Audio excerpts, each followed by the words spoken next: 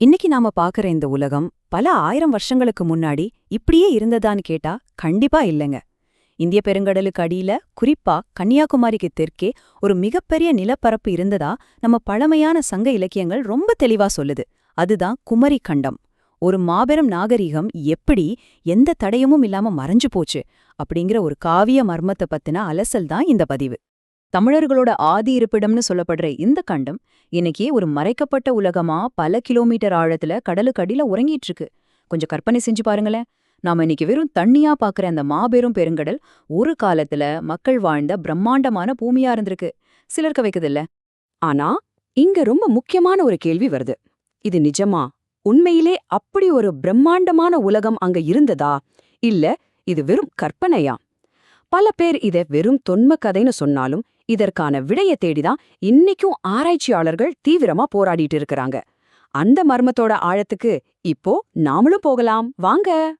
இந்த நிலப்பரப்போட அளவு, அப்புறம் இதோட கலாச்சார முக்கியத்துவம் என்ன அளவுக்கு பிரம்மாண்டமானதுன்னு நம்ம புரிஞ்சுக்க வேண்டியது ரொம்ப ரொம்ப அவசியம். ஏன்னா இது உலகின் மிக மூத்த மொழிகளுள் ஒன்றான நம்ம தமிழின் தோற்றத்தை பத்தின விஷயம்.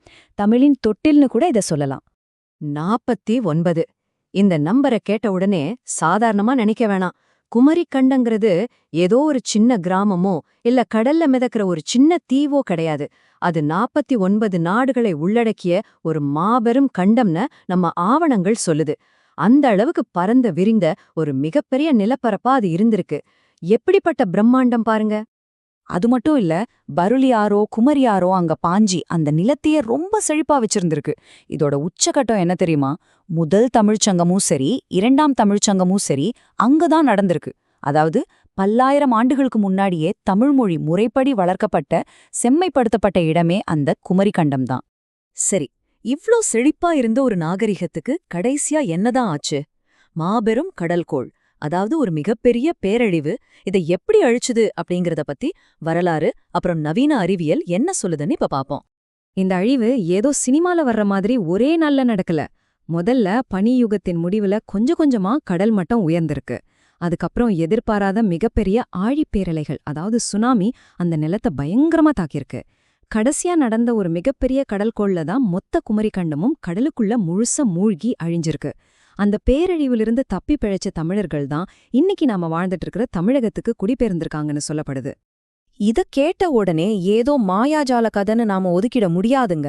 அறிவியல் ரீதியா பார்த்தா பனிப்பாறைகள் உருகி பல ஆயிரம் வருஷங்களா கடல் மட்டம் கொஞ்சம் கொஞ்சமா உயர்ந்து பிரம்மாண்டமான நிலப்பரப்புகளை முழுங்கியிருக்கு. இது வெறும் கற்பனை இல்ல. கடல்மட்ட உயர்வு அப்படிங்கிறது அறிவியல் பூர்வமா நிரூபிக்கப்பட்ட ஒரு உண்மையான புவியியல் மாற்றம்தான்.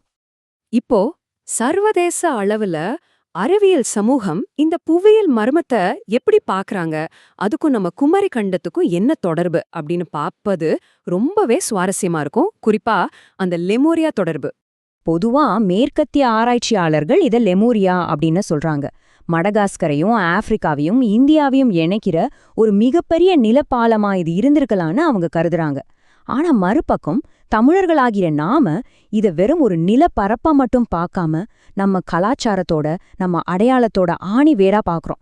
ரெண்டு தரப்புமே காணாம போன ஒரு நிலத்தை பத்தி பேசினாலும் உணர்வுபூர்வமா ரெண்டும் ரொம்பவே வித்தியாசமானது. இவ்வளோ தரவுகள், இவ்வளோ விவாதங்கள் இருந்தாலும் ஒரு தீர்க்கப்படாத காலமா இது இன்னமும் மர்மமாவே தான் இருக்கு. இதற்கான இறுதியான பதில்கள் எல்லாமே இன்னும் அந்த இருண்ட பெருங்கடலோட ஆழத்துக்குள்ளதான் ஒளிஞ்சுகிட்டு இருக்கு. ஆனா நம்ம தேடல் இதோட முடிஞ்சிடல.